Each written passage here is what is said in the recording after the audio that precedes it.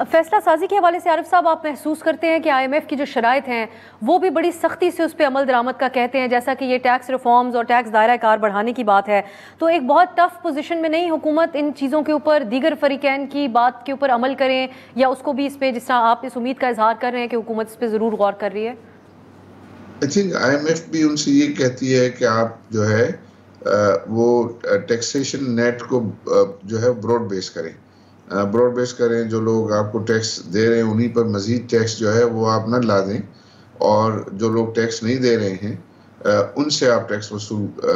करें। और पर्टिकुलरली कुछ एरियाज ऐसे हैं कि जहाँ टैक्स है बट उसकी वसूली प्रॉपर नहीं हो रही, कुछ एरियाज ये हैं कि वहाँ टैक्स ही नहीं है, तो वहाँ जो है वो टैक्स लगाने की ज़रूरत है अगर आप जो भी कोई इंक्रीमेंटल रेवेन्यू जो है वो हासिल करना चाहते हैं। लेकिन मैं समझता हूँ कि हुकूमत के लिए ये वाला बजट जो है वो कंपैरेटिवली आसान होगा। वो आसान मुझे जो है वो यूँ लग रहा है कि देखिए, सबसे पहली बात तो आप ये जहन में रखें कि हमारा इस साल जो है वो प्राइमरी सरप्लस चल रहा है, और मुझे लगता है कि ये 1 ट्रिलियन रुपीस का जो है वो प्राइमरी सरप्लस होगा। तो इसका मतलब ये है कि अगर इंटरेस्ट के अलावा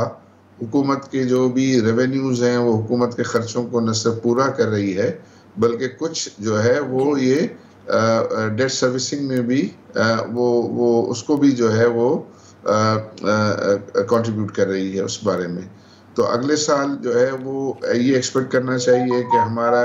ये सरप्लस जो है प्राइमरी सरप्लस कंटिन्यू करेगा, क्योंकि जितने खर्चे नॉन इंटरेस्ट बेयरिंग के अलावा के जो खर्चे जो परसेंटेज बढ़ने का जो है वो चांसेस हैं, उतना ही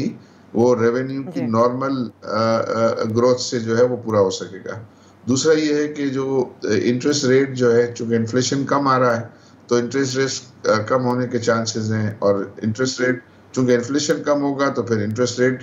भी कम होंगे, तो उससे जो है वो गवर्नमेंट के लिए 2-3 ट्रिलियन रुपीस का स्पेस जो है वो मिल सकता है। उस स्पेस को उनको चाहिए कि ये टैक्स रेट को जो है वो पर्टिकुलरली ये सुपर टैक्स को